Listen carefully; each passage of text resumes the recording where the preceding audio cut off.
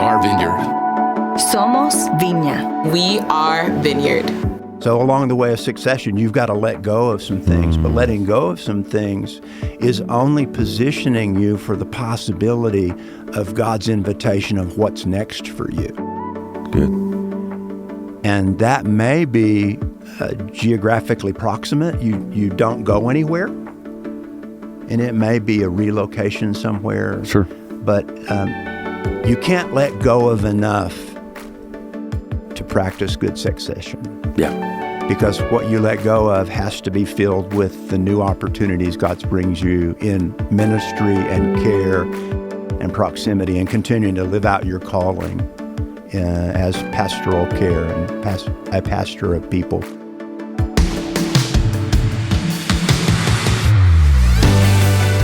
Welcome to the We Are Vineyard podcast, conversations to help us grow with Jesus and each other. Today's episode is a continuation of our 4-part mini-series about pastoral succession. Hosted by Super Regional Leader Joel Seymour, we'll be hearing from Alan Allen. He's the pastor of Care and Community and the former senior pastor of Pearland Vineyard in Texas. And we'll hear from Kurt Attaway, the current senior pastor of Pearland Vineyard. Let's listen in.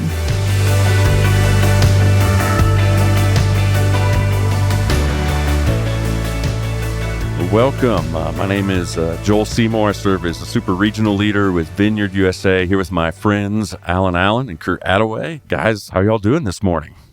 Doing really well. Thanks for having us. Appreciate you guys being here. Yeah, it's great to be together and share a conversation. We're looking forward to it. Absolutely. And, one of the things I love is just our connections and long-term connections. Alan and you and I were in, I think, area leader training, I don't know how many years ago, long time ago.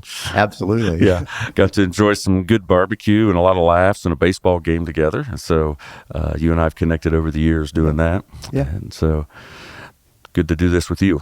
Thank you. Yeah, it's been fun. It is. And then Kurt, it's been good because you and I get to work a lot more together now in the role I'm in, and you working with Multiply and being an area leader. So we get to connect a lot. So it's fun to do a conversation like this with you. Yeah, it's a real privilege to think about the way Vineyard's been a home to me my entire life. It's the church family I know, and to get to sit among friends and those I've looked up to, it's going to be a real joy to see how this conversation unfolds and just to continue to share the journey together. Yeah.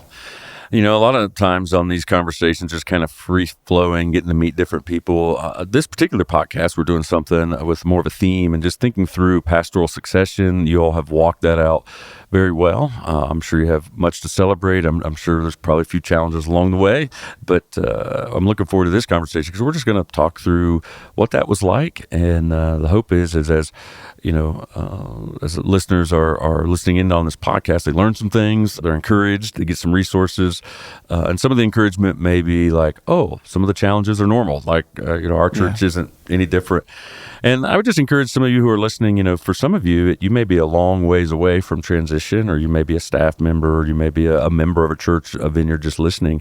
All of this is important because all of us have a shelf life. Everybody's going to go through a transition at one point in life or another. And so I think what we're going to talk about is applicable to everybody. So, well, let's start here. It'd be great to hear a little origin story. So we'd love to start with you, Alan, as the founder of the church in Pearland, Texas, and just hear how you did that, how long the church was around, whatever story you'd love to tell. And then after that'd be great, Kurt, just to hear a little bit as a pastor, your origin story too, and how you end up being called to that church. So, Alan, tell us about Pearland Vineyard. How did that thing start? Yeah, well, before I say how it started, I want to say we just celebrated 25 years, and that's hard to imagine, get my head right. I'm not that old. But no. Yeah.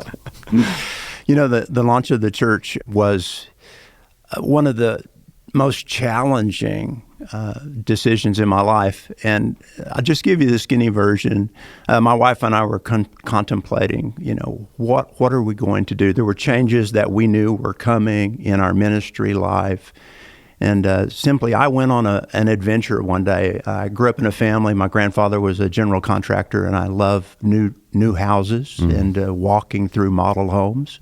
Walked through some model homes and talked to the sales agents. And the sales agent said to me, if you like what we're doing here, you should go to Shadow Creek. And I'm like, I don't know anything about Shadow Creek. And she said, yeah, it's over in Pearland. And so I meandered my way over there, and to my great disappointment, couldn't find Shadow Creek. No markers, no signs, no nothing. Later on, I found an article in the newspaper, and the article's headline was "Move Over First Colony." First Colony is a major master planned community that I lived in Sugar Land, Texas. And so I had this orientation like, wow, this is good. This is going to be really good. That sort of began to percolate inside of me. And one morning, Monday morning, I was having coffee with the staff at Houston Vineyard. And I heard these words come out of my mouth. If I was ever going to plant a church, I would do it in Pearland. Uh-oh. The lead pastor, Michael Palandro, said, well, we should do our homework. And I thought, no. You didn't hear me. You're supposed to say, we need you. We can't do this without you. I want you to stay. No, he said, which was the voice of God, we should do our homework. We began to do our homework, established a plan, worked that plan, multiplied small groups in Pearland, and then with the help of the Houston Vineyard, we launched the church 25 years ago. So that's the short story. All kinds of other things I could add, but that's really the essential. Wow. What I love about that story is just it didn't start with like a God moment that you were aware of. I mean, back up even from the Houston Vineyard story. I mean, it's just, I like going through homes. I like sitting, and I drove down there. I was down there. And then later I see an article about another planned development. Oh, that's cool. And so God even uses things that seem so normal and random to begin to prepare our hearts and then to lead us. So. Absolutely. And then used Michael Palandro. He obviously didn't hear the word "if" in your story, or in your sentence, But praise God, he was listening to the Lord. Yeah. So that's so good. Well, very good. And we'll come back to that story here in a second. But Kurt, how about you? Just like, what's your story? How'd you end up becoming a pastor and ended up at Pearland? Well, as I shared, I grew up in a family that was a part of the Vineyard. That's the tradition of worship and local church that I've known. And what's interesting is our stories sort of also originate at the Houston Vineyard. My dad worked with Alan Allen on staff at the Houston Vineyard before we relocated to the Dallas-Fort Worth Metroplex when I was in kindergarten. And I had a great experience. I was taught as a kid how to pray, how to experience the Spirit in ministry. And but along the way, I always kind of said, I don't want to be a pastor. I grew up in a family, I've got an older brother and a younger brother, and when you live that way in Texas and your dad's a pastor, they ask, who's going to be the one who follows in dad's footsteps? And I was like, nope, not me. I love Jesus, love ministry of the local church, and always felt like I was participating. But it was in college, I got involved with leading Fellowship of Christian Athletes, and just really began to feel the Lord just, again, in some of the normal things, pursuing passions of my heart and walking with Jesus, begin to sort of redirect the path. And so about midway through college, felt like the Lord was saying, hey, I have made you for this. And at that time, began to engage a conversation with Alan as I was dating his youngest daughter and then asking for her hand in marriage. And it was their faithfulness to be willing to send out a church planter that opened up a staff opportunity. So in the way the Houston Vineyard blessed Alan's pursuit of dreams to plant the Vineyard Church in Pearland, Texas, Alan's support of another staff member feeling called to Galveston began to open up just a wonderful space of continuing to say yes to the move of the kingdom. And so our origin stories are found in church planting. My dad planted a Vineyard Church when I was in middle school, experienced that as a teenager. And it was really just a faithfulness of Jesus and the move of the Spirit saying, pay attention to what I'm doing.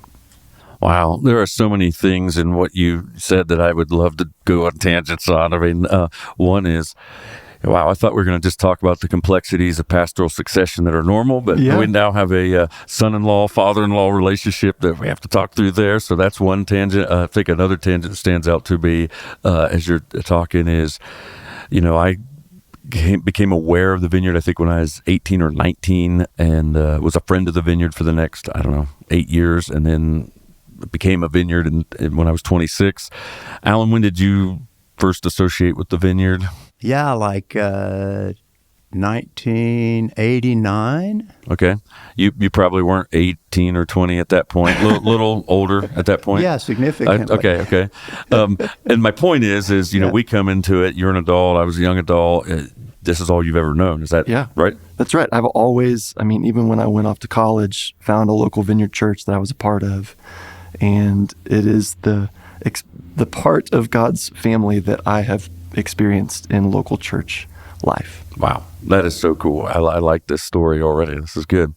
So tell me a little bit. The church is 25 years old. You're pastoring it. At some point, you come on staff as an associate pastor. Okay. And I'm looking at Kurt, by the way. I'm pointing. But yes, Kurt comes on as associate pastor. And Alan, you've been the senior pastor. At what point did you start thinking about pastoral succession in how many years in? Yeah. Wow. That's a really good question. I had the privilege of observing. So Kurt was working with us and we were having a great time. He came as an intern. And then as our church planter was leaving, we knew that we were going to need additional assistance in student ministry, particularly. Kurt was working on a Master's of Marriage and Family Therapy at the University of Houston, Clear Lake. And we just started thinking, man, he's done a great job as an intern. He's really having an impact in the life of the church. And so, that internship, right at the end of the internship and our sending of the church plant, I realized this is an opportunity for us to talk about, is there a possibility that he would be interested?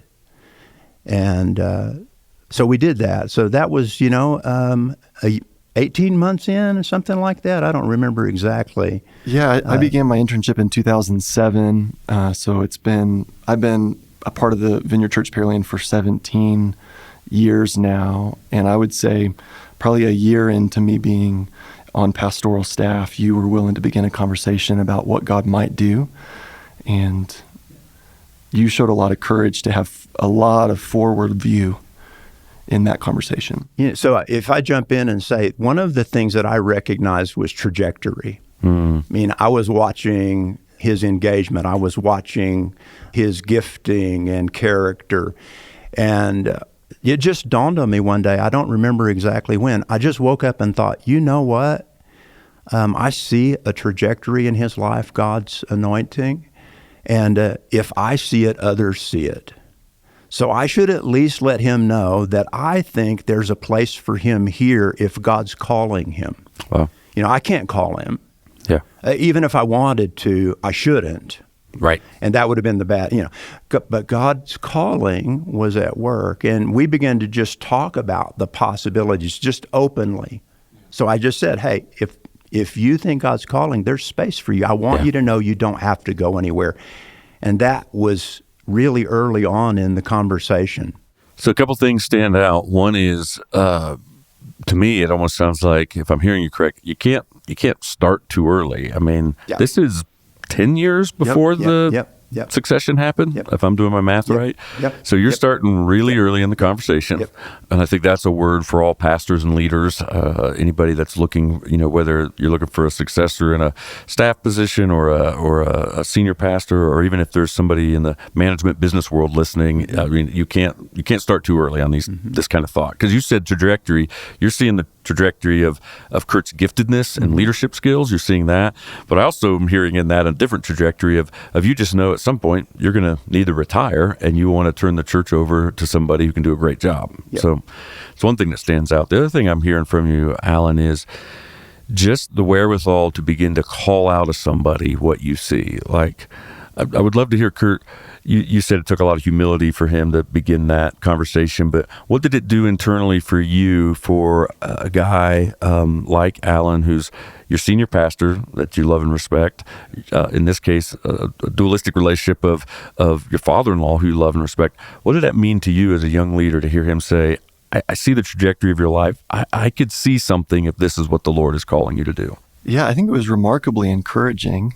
And I think even just hearing him tell the story right now, what I'm what I'm present to and the language I would give to it is it disarmed any sort of thought that the calling on my life was somehow in competition with the calling on his life. Oof. He just began to say... Can you just say that again? Yeah, that because Alan was willing to engage the calling on my life the way he did, it disarmed any thought that the calling God had on my life was in competition with the calling God had on his life. And he just began to say, let's walk together into that calling. It's not a threat to me. It's not problematic for me. And frankly, I would love to get in on this conversation first and with you, and then let's be willing to discern together what God is up to here. And what's funny is even we talk about these ways that God intersects and weaves our stories together. I remember when Lauren and I were sharing conversations about some future dreams we thought, wouldn't it be amazing to live in a place for decades and watch what God might do? And so that was even just a dream and a hope that God had set in my heart. And so then Alan begins to have this conversation, and it was about 10 years before. And then we just hung in there and talked about things and went about our faithful business. And I learned how to follow his leadership. And then it was talking to our board members, some board members about 7 years out, and then the whole board 5 years out, and then coaching for me. I mean, and so it allowed me to feel like I was walking into my calling without having to rush or hurry, but to learn some important things about patience and yielding to authority around me, even when I was feeling called to maybe an expanding role in the kingdom. And how did that all play in your own, I'm going to ask both of you this question actually, how did that play into your own discernment for you personally of like, am I called to be a senior pastor? How did that time, how did the coaching, how did all those conversations play in obviously it affirmed that that's what you were called to be, but how did that help your discernment process? Because you're not only associate pastor, if I've known you for a long time, you're also bivocational at the time. You're a marriage and family counselor with your own practice. Yeah, I think there were some opportunities that the partnering with Alan and our board and sort of allowing some expanded experiences to unfold for me, to launch and develop new practice locations with a particular group in our city, to walk in a leadership role of this marketplace organization. And I think, again, along the way, it just kept feeling like, and it had been affirmed through prophetic prayer ministry, through ongoing faithful prayer ministry about just being a pastor to pastors and sort of seeing my leadership role move towards being in a space to provide a framework of leadership to lead other leaders. And that seemed to be a good expression for what God had been setting, and really the calling of my life unfolding over what I would say is probably a 25-year window. I had shared this with Jay Pathak after hearing his call into ministry, and as he was sharing his call into ministry actually a few years ago at the national conference here in Denver, I felt like the Lord just reminded me, like, his call is an amazing call if you ever heard his story. And he goes, and that's no less amazing than a 25-year call that you've been willing to listen and discern and step into with the help of a community around me. Yeah, that's good. Alan, same question. So he gets the benefit of 10 years and that helps his discernment process. How did it help you, help your church board to know Kurt's the guy? Yeah, so let me just go back to him coming as an intern, did a great job. And then there's some continuation of that story because we knew we wanted to have a full-time associate with emphasis on student ministry. And so I think Kurt's a great asset. And I go to the board and say, I think he would be an excellent choice for our next associate with emphasis on student ministry. And I was shocked. They weren't very excited at all. Actually, they were excited, but their concern was, but he's your son-in-law. Gotcha.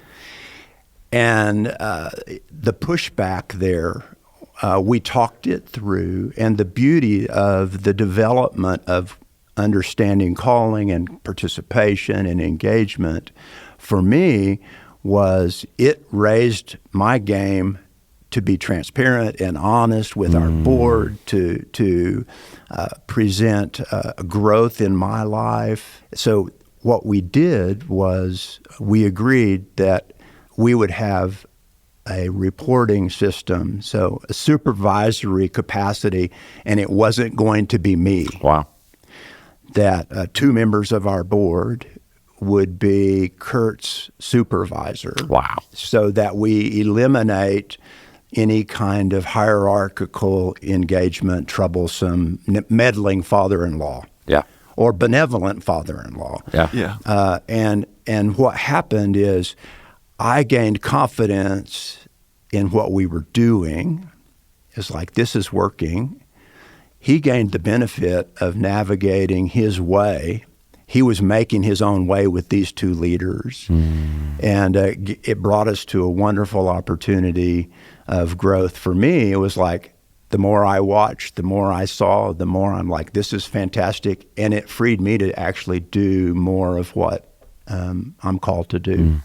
So, thanks for sharing that story, because church world's different so often, because whether it's in the size of town that we're ministering in, so it might be smaller, so that might be why we have more family members in leadership. It could be just church size, maybe that just the qualified leaders happen to be people we're related to, that they come.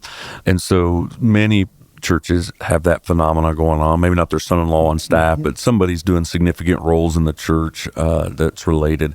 And that's such a mature response that you did. That you were able to say, instead of hiding this or getting defensive or being overprotective of my son-in-law, I'm actually going to dial up transparency and create a system where it takes away the conflict of interest. Is that a fair way of... Yeah, absolutely. Absolutely. That was their concern. We remedied that concern.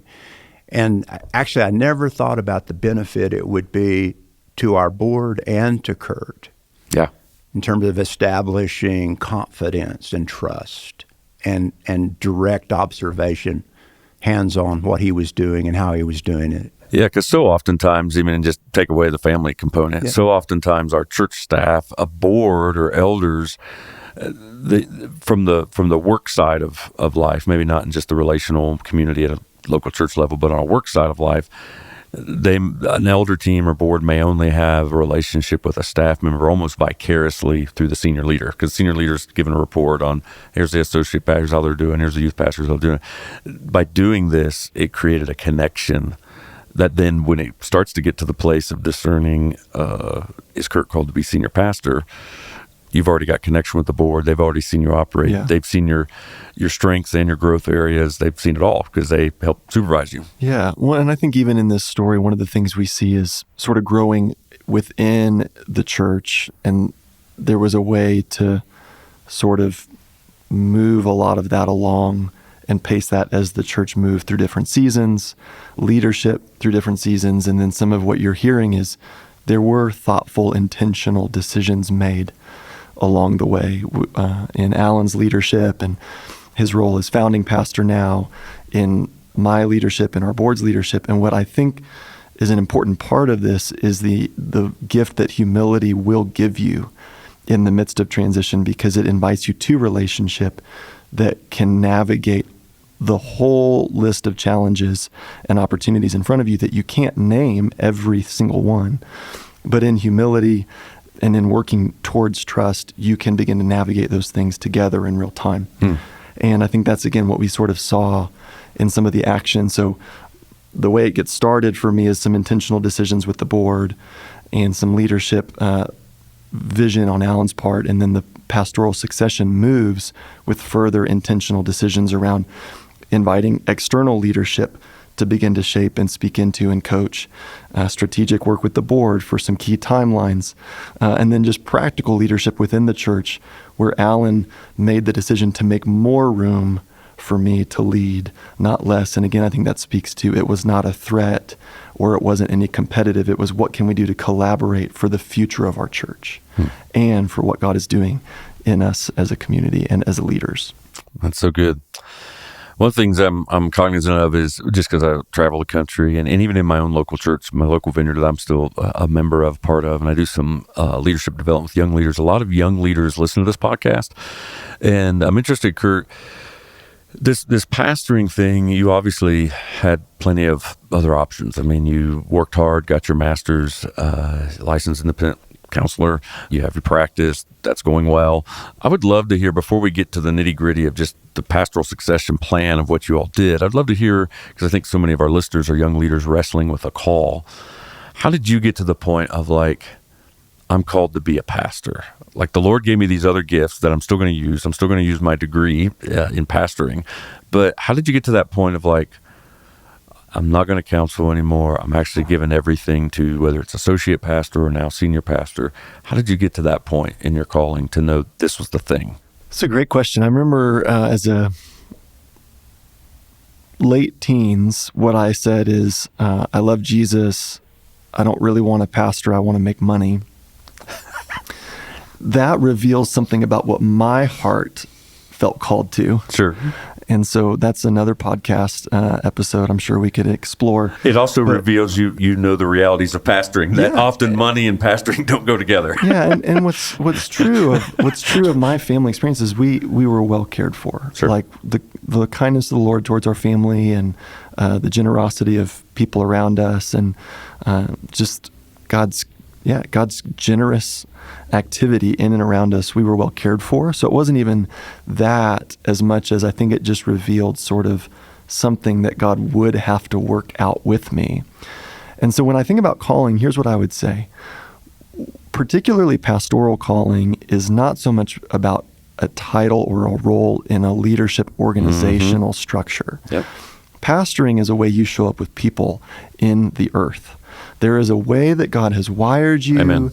That God is at work in you, that does not demand a paycheck or a position or a title to begin to notice, I care for people. I walk with people. Yes. I point people towards Jesus.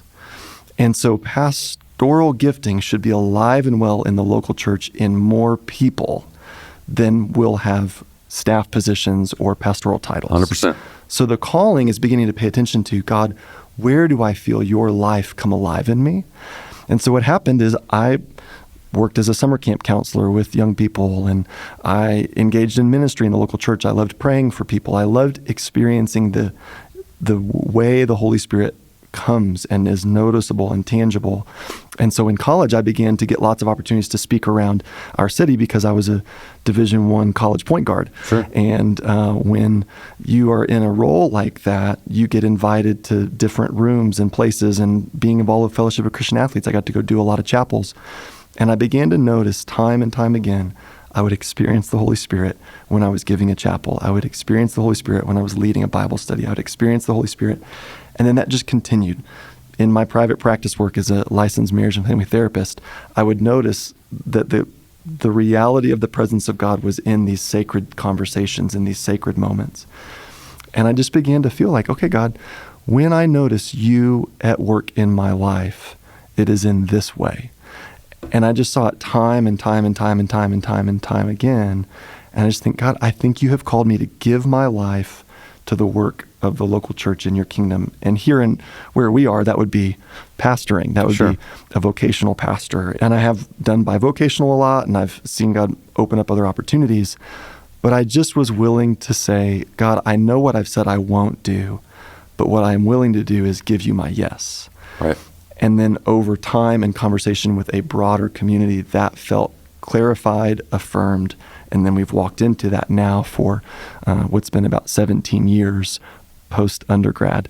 Yeah. And it's been great. And I just feel like I am saying yes to what God's invited me to. Yeah, so what I'm hearing you say, Kurt, is like being a pastor, that didn't happen in 2008, 9, or 10 when you first came on staff, as a pastor at the Pearland Vineyard, associate pastor overseeing student ministries. It didn't become when you went full-time and Right. surrendered your counseling practice. It didn't happen when, 2019, 2020, when you became senior pastor. Yeah. You were a pastor. You were already pastoring people long before that. It's through that journey you discerned this is to be a paid occupation, vocation, Yep. not just my vocation in the sense of calling, but I'm doing something else. This is my job too.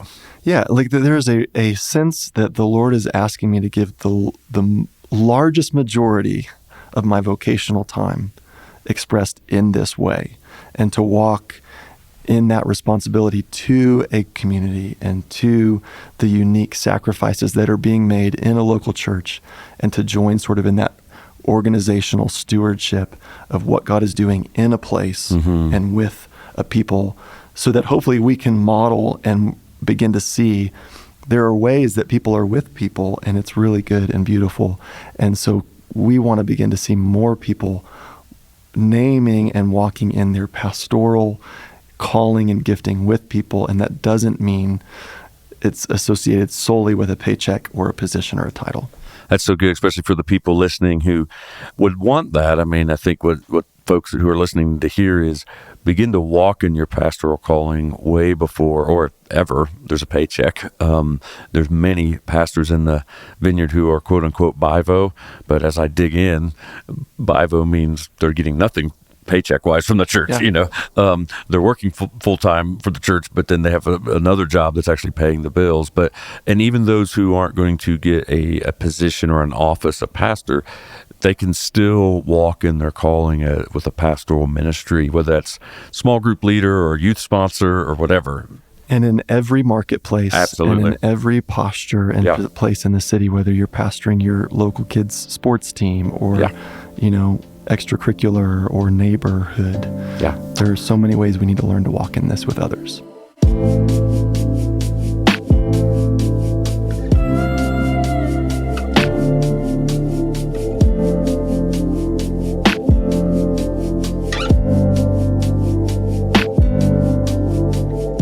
We're taking a moment today to share about Vineyard USA's Day of Giving, coming up on Sunday, August 4th, 2024. We're calling this day Seed and Soil, celebrating 50 years of the Vineyard, and taking this day to celebrate and recognize the story that God's written in this movement over our 50-year history as we invest in His story through the Vineyard for generations to come. This Day of Giving is not just another fundraising event. It's a unique opportunity to be a part of something bigger. Your financial partnership enables us to grow our transformative work in our churches and communities. Imagine the ripple effect of more churches being planted, more lives being transformed, and more hearts being touched by the love of Jesus. It's a moment to invest in how we embody the kingdom in the life of our churches, locally and for our movement, both nationally and globally. So join us in celebrating and supporting Vineyard USA on August 4th, 2024. Visit us at vineyardusa.org/generosity to learn more and make your donation. Together, we can advance the kingdom and bring about the change we wish to see in the world. Thank you for being a part of this incredible movement. Now let's get back to the podcast. I was 22 years old, fresh out of Bible college, went with a professor to plant a church. And some of the best advice I got was somebody, because I went to the same town with some other graduates also. And a few of them, just because of the church system we had grown up in, it was like, man, you go to college, you get a full-time pastoring job, whether youth or associate or senior pastor. And that piece you just shared was never taught to us in Bible college. And so a few of them, just like the only way they could feel authenticated was to get a job. And sometimes they would take some jobs that you just knew this isn't going to end well, that they didn't match the church's culture. But an older leader, a seasoned leader, pulled me aside because I was going to start working at a factory as I was on this team to plant a church. And he just said, Joel, you're called to be a pastor at that furniture factory, and whatever line they put you on with 5 or 6 other workers on the assembly line, that's your church, that's your flock, and you're to pastor them. Yeah, and as you say that, I'm curious, Alan, what you think about this, because I think this also gives us the clarity that we need, that in pastoral successions, you don't stop being a pastor when you move from, into founding pastor or pastor emeritus. Like, there is still a trajectory of kingdom ministry in front of you, because you continue to live out who you are in light of Father, Son, and Holy Spirit. And so this is actually, I think, a necessary piece for the full run of pastoral succession, to bless a continued yes in the kingdom of God for those who have set the course for us. Yeah, so if I address that, it's simply, in this process of transition, I'm learning more and more that ministry and calling have a lot to do with proximity. Mm-hmm. And so it doesn't have to do with, what I'm named or called, whatever my title is. The thought process for me simply is you love where you are with those you're traveling. Yeah. And it's given me the chance to let go of some things. Like, I don't miss going to board meetings. Right. Actually, I don't miss seeing the financial report. I don't miss phone calls from the bank. Yep. I don't miss talking to insurance agents. I don't miss any of that. But what I let go of gives me greater advantage to discern together with the Spirit the things that I pick up. So along the way of succession, you've got to let go of some things, but letting go of some things is only positioning you for the possibility of God's invitation of what's next for you. Good. And that may be geographically proximate. You don't go anywhere. And it may be a relocation somewhere. Sure. But you can't let go of enough to practice good succession. Yeah. Because what you let go of has to be filled with the new opportunities God brings you in ministry and care and proximity and continuing to live out your calling as pastoral care and a pastor of people, loving them like on your production line. Yeah. You're loving those people. Yeah. Yeah. It's funny. So the plant went well, but I think the most effective I was the first year working at that factory. Like, a few years later, we would see people come to church. It wasn't always right away, but it was because of that connection to that life. It was funny. It was my bivocational job to help pay the bills that actually I had more, effectiveness and fruit at times as far as reaching lost people. So it's a powerful word you just gave. And as we're recording this, we're at the national conference, and Alan, you and I were at a meeting yesterday for retired pastors gathering, and just what you shared is, we heard tidbits of that around conversations of just men and women who they've been freed up to do some more. And then Rob Morgan, our managing director, even gave some vision of, hey, as a movement, we want to do more of that stuff. As you're freed up, are there cohorts to run? Is there interim senior pastor, things? Is there coaching? I mean, so all those things we're trying to build in because guys like you have a ton to give. And if you give away the junk you don't want to do, that's no fun. You have bandwidth to do these other things. So, well, let's pivot here real quick. And I would love to hear just the nuts and bolts of once you decided, you got to the place, the discernment was Kurt's the guy. What did it actually look like to prep that succession? I don't know, 2 years out, 3 years out, whenever it really became formalized. Yeah, I'll give my memory of it, and then Alan can give color commentary around the nuance of. But I think what was really helpful is when we started to name some specific action for the progression of our local church. We named some very specific timelines, and then we got to walk into those because I think it gave some clarity that there's a way forward for the church, there's a way forward for Alan, and really at the point that I was probably feeling most ready, it gave some anchoring points for me to not rush ahead as the one who was coming in. So statistically speaking, being second is the worst. And so, I think there were some opportunities we had along the way, which would have been our board got very clear with Alan and myself that this is where we're going. And we sort of began to work a very intentional timeline, I would say, from years 5 years out and 3 years out. And some of the things I remember was they started to shift my job description a little bit towards the leadership of the whole church, not over some specific aspects of ministry. Preaching rhythms were another way. Alan began to make more room in our preaching rhythm to the point of moving me all the way up to about a 50-50 partnership in preaching. Was that a progression? Like 1 out of 4, then it was 2 out of 4, 1 out of 6, 1 out of 8, but it moved up to 50-50? Yep. Cool. Yeah, from like maybe 10 times a year to, all the way up when we were a couple years out, probably 26, close to that. And so there were some intentional strategic moves like that. There were moves around bringing me into the boardroom years out to just be a non-voting participant, then a progression to a voting participant.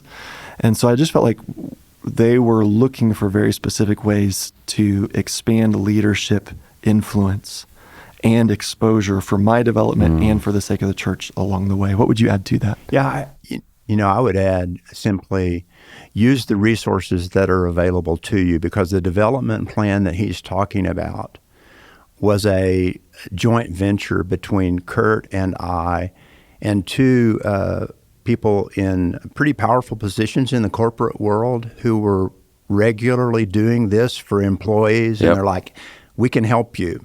Good. And so they actually helped us develop this growth plan for myself and for him, the action items in conversation with us. So we benefited by the resources that were available to us. And my discovery is regularly this thought: if Jesus is Lord of his church, then what we have is already among us, or it's on its way. Yeah. And so we had some things that were already among us. We had some things that were on their way that we discovered. And so it was a joint plan with the board fully engaged. And I just think that was really the only thing I want to add, simply is the clarity of using the resources that are present at the table. Yeah. Yeah. I think everything you two just said is quite scalable, because not everybody's going to have that associate pastor that 10 years out, 12 years out, they're going, I think this could be the person. I mean, you all know, we have churches of all kinds of sizes. And so not everybody has an associate pastor to begin with, let alone someone that may have a call to be the senior leader. But everything you're saying is use the resources at hand. If this is Jesus' church, he's going to provide. So who is he put in our midst? Not everybody's going to have, there's senior pastors who don't have a 10-year runway. Right. They have a 1 year, or 2 year, or 3 year. But even what you're saying scales to that. The discernment, the ramping up, the trying to identify, discern who's the person, the calling it out of somebody, and then see if they, calling it out in such a way they don't feel the pressure you're going to be senior pastor tomorrow, but calling it out so they might raise up and you can put them in a developmental plan. And then, so all this is scalable, which is so good. Yeah. And I would just even add some other things that were happening along the way that were helpful.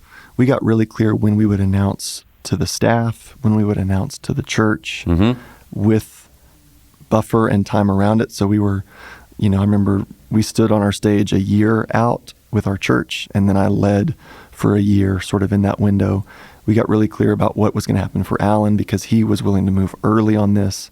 So we began to build a plan for his continued role on staff. Because you guys flipped roles. That's right. One Sunday, he's my boss. The next Sunday, I'm his boss. And it took me about 2.5 years and a pandemic to feel more comfortable in that reality. Oh. But there's this theme I keep thinking about as we're talking that I just want to give very specifically in this conversation about pastoral succession. For the incoming pastor, the advice I would give is do not rush the gift of that other leader out of the way.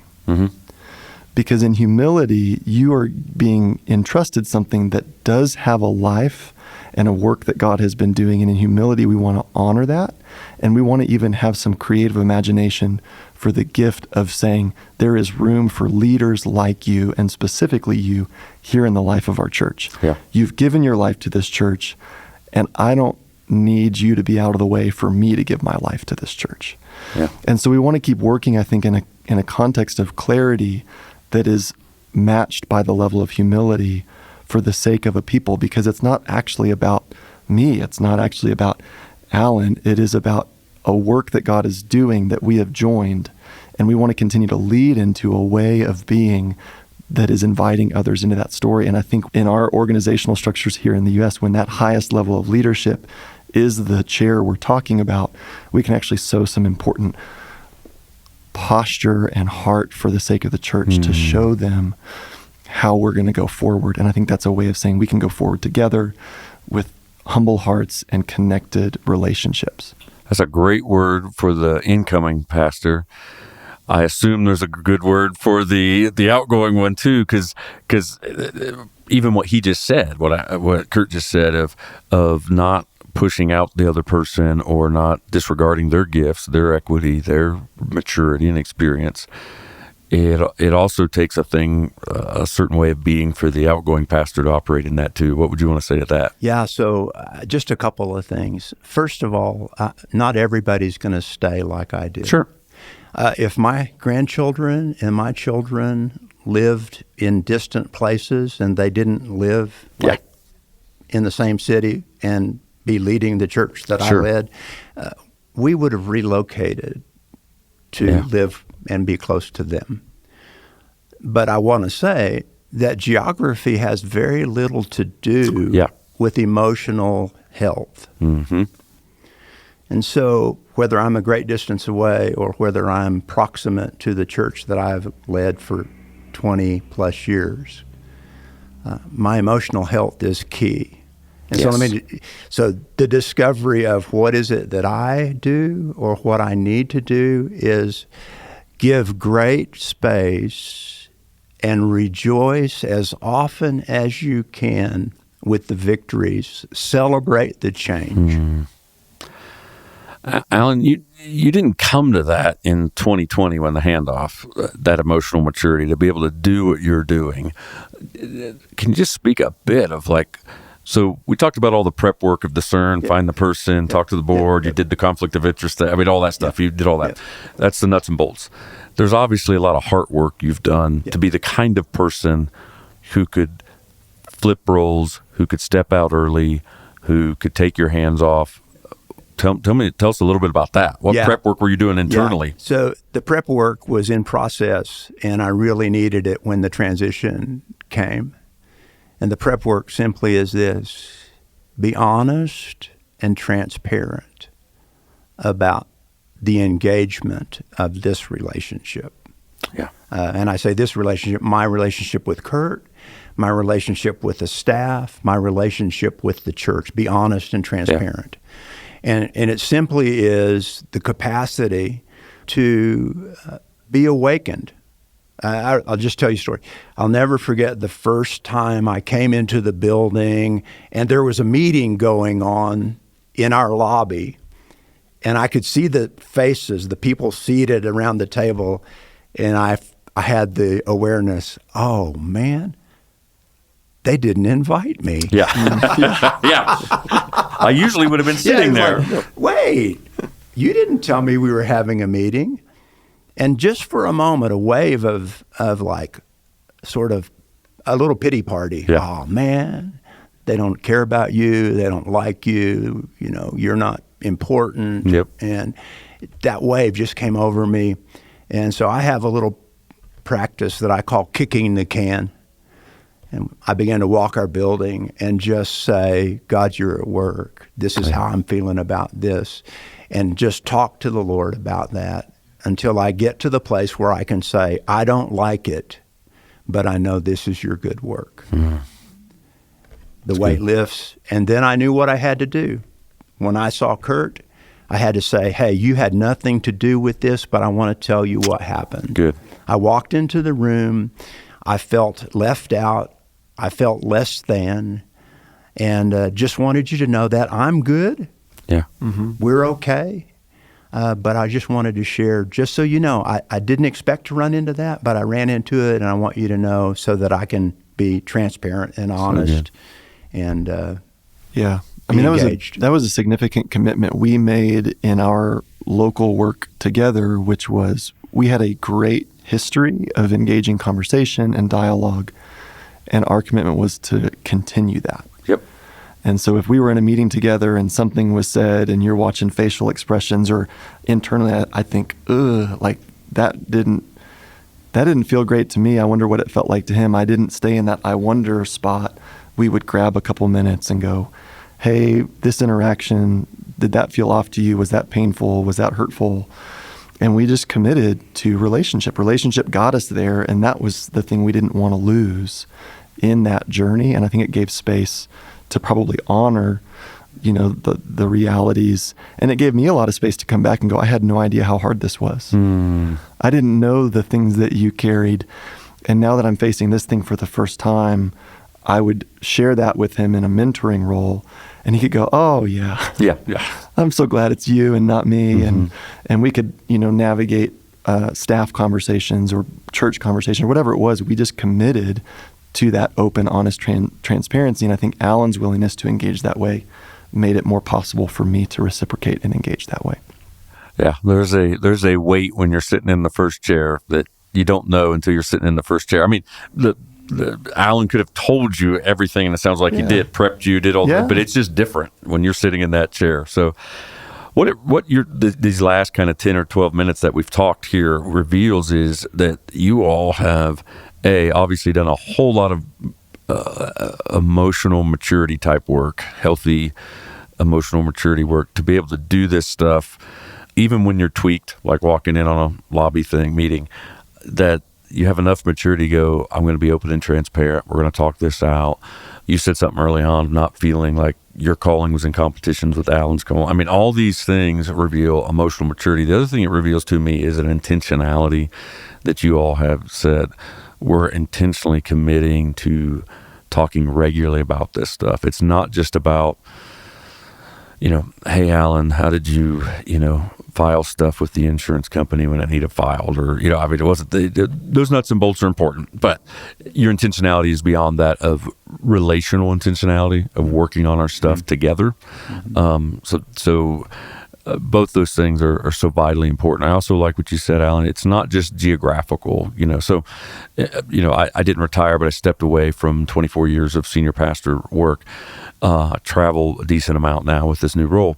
So I'm not as engaged in our local church, but there's set meetings every 2 weeks with my senior pastor, where once a month, though, that meeting is almost pure mentoring, coaching, nuts and boltsy stuff. And one meeting is set aside just for relational work. Have either of us tweaked one another? And how are we doing? All that kind of stuff. And so I heard those same things in you, is that you're being intentional of talking this stuff out, which is vitally important. And then the other thing is, since I'm not there all the time at the church, I can still be a resource when needed. I could be kind of like grandpa on the farm, the kids are farming, but when they need a thing, they come to grandpa, and grandpa's like, oh yeah, this is what we did, that kind of thing. And that's kind of what it feels like in our context. So 2 quick things. One is, what pain points did you all encounter that needed the grace of God? You can do the pre-work of emotional maturity, you can be intentional, blah, blah, blah, but you hit some pain points where it's just like, we just need a God to show up and give us grace to walk through these things. We finalized the pastoral transition 4 Sundays before there was a global pandemic. Yep. No, that's real. That's a real pain point. Absolutely. And how did you see God's grace come through during the pandemic? In every single staff meeting I had, I looked at Alan and I was like, I'm glad you're here. And he would look at me and go, I'm glad it's you and not me. Yeah. No, I joke about that. I think there was in all the planning, the thing I would say is the pain points come in the things you couldn't anticipate and you didn't plan for. Yep. And the pain points come in the expectations you had that end up being wrong. And so I remember one of the pain points I felt, there was a real clear trajectory for Alan. We knew sort of what his role was going to be and how we were going to navigate that. Mine was clear. Our staff was clear. But we didn't articulate any clear transition plan for the board. Mm-hmm. So the board I was a part of, the board that then hired me, and the board I became the president of, were all in a window of their terms of service that was at the request of the senior pastor. And so very early on, I realized, this board hired me, and the pain I felt is, what if I feel like it's time for a transition or transitioning some people off and some new people on, and I'm now navigating the sense of like, you hired me and I'm now firing you because I no longer want you to serve. Right. And so not clearly articulating that early on felt like a pain point to me, and it actually was a moment for me to feel the grace of God to say, will you lead? In something that feels uncomfortable to you. And then there was a grace because what I chose to do is have a conversation with the entire board about that reality and have an individual conversation with every board member to ask, what do you feel like God's doing here? Right. And then we just had to navigate transitions through that. But I remember looking back going, I really wish that we had made a plan, because it would have felt like one less thing I sort of had to take early on, but it was probably a necessary grace-oriented thing to take early on. Yeah. Anything you'd add, Alan? Pain points that needed grace? I never anticipated the pain it would be to sit in a staff meeting and not be the lead pastor. And the most painful times in staff meeting would be Kurt leading in a very appropriate way, identifying vision and invitation, and this is where I believe God's taking us, and listen to staff members reply with great enthusiasm. Yeah. And the thing that sort of was painful was like, I was hearing it with ears like, this is a continuance of what we've already been doing. Yeah. Right? Like, we didn't change paths. Yeah. He's going forward. Yeah. And staff members were like, I have never heard this before in my life. It's the best Why idea. haven't we been doing this for the past 20 years? Yeah. And I'm like, just the weight of that. And the staff members, as I thought about it, were absolutely right in the sense that a new voice saying the same thing with just a little bit of a different way of saying it was connecting. And I finally realized, after some great lamenting, Right. oh, this is so awesome. They're energized. They're excited. Yep. And I lived through that pain just to say, oh, yeah, grow up, get over yourself. Yep. Yeah, but that was a pain. That was a real pain. Another pain simply was just the sense of being left out. We talked about it a little bit with that first meeting. Yep. But, that came from a lot of different ways and different places. And so, just not being involved in the action. Yeah. One question before kind of a wrap-up question, and this has been burning in my heart for probably the last 30 minutes, is just, how did your wives navigate this? How did they navigate from the really the 10 years of you speaking into Kurt's life, that you see a thing in him to be a pastor, and then it gets to the point of the discernment is you're going to take over? What was I know you can't speak for them per se, but what was the journey like for them during this? That is a great question. Maybe I'll have to invite them on to a pastoral succession plan with spouses conversation. There you go. Yeah. I'll just tell you, my experience has been a real blessing in Donna, my mother-in-law, and her faith-filled, encouraging love for the church and, what's going on, and being a significant encourager to me. And, we'll send out an email and she'll be quick to reply to say, I'm praying, or there's just been places I've heard her voice affirm. And I think the same for Lauren, her capacity to see and walk into this story, because both Lauren and I never thought I never thought I would pastor. She never had intentions to marry someone who was going to pastor. But I think we saw a great example of a way to live into this faithfully out of who you are, but not an obligation to a title or a role. Mm-hmm. And so I think Alan and Donna modeled a way that didn't create this heavy expectation of, what it would mean for Lauren, and vice versa. And so I think there's been a lot of room and space for us to walk into this and be who we are and lead in the different places we're supposed to lead for the sake of being a part of, we are a part of a local church. Right. It is our church family, and this is also our family. And so we've just walked together to say, where can we share conversation along the way? I don't know if that fully answers your question, but that's my best experience of it. Anything to add? I would say my observation with regard to Donna is a lot of people would say she has never been really a traditional pastor's wife. She had a 20-year career as a radiologic technologist at a local hospital, and she was fulfilling her calling. Yep. And while she was doing that, she was my greatest cheerleader. Mm-hmm. And I see her being one of Kurt's greatest cheerleaders in this process. She delights fully now, since she's retired a couple of years ago, of serving Kurt and Lauren and our other children and our grandchildren, just by being available to be grandma. Yeah. Yeah. She'll make me correct this. Dee Dee. Yeah. Okay. Yep.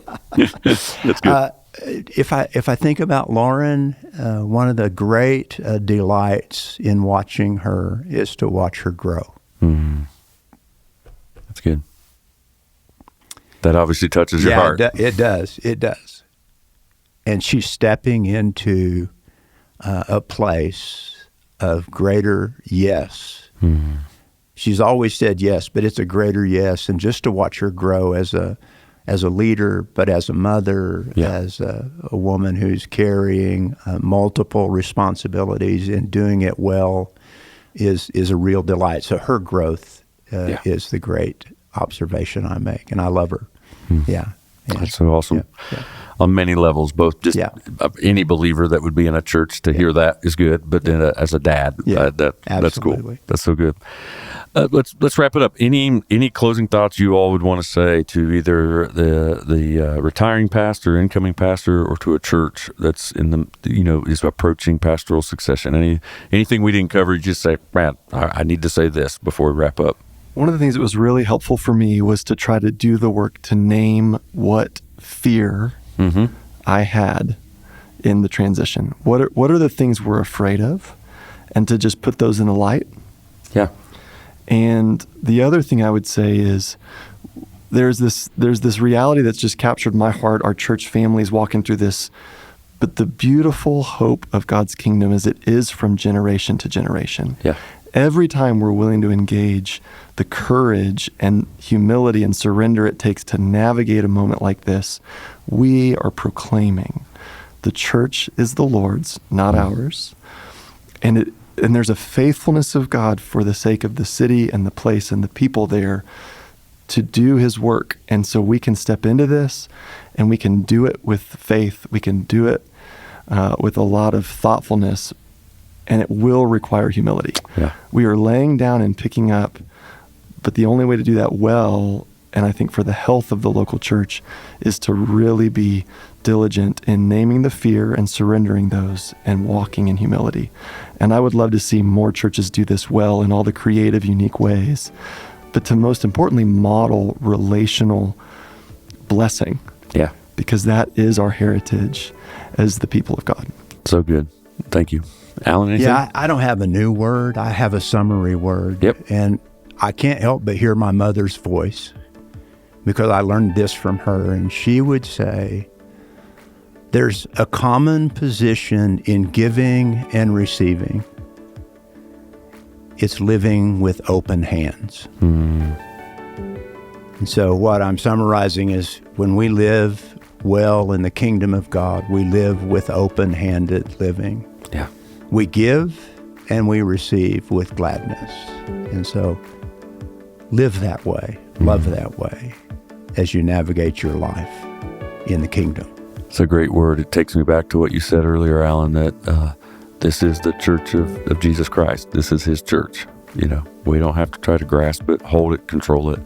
It's open hands. And what you just said also is an antidote to the fear you just talked about, that if this is Jesus' church, he's going to handle it, Very good. Well, thank you all for taking some time away, particularly as we're at a national conference, took some time out for this conversation. And I know this conversation is going to impact a lot of listeners, because a high percentage of our vineyards are entering into a succession period, over the next 3 to 5 years. So it's very pertinent. So thank you all.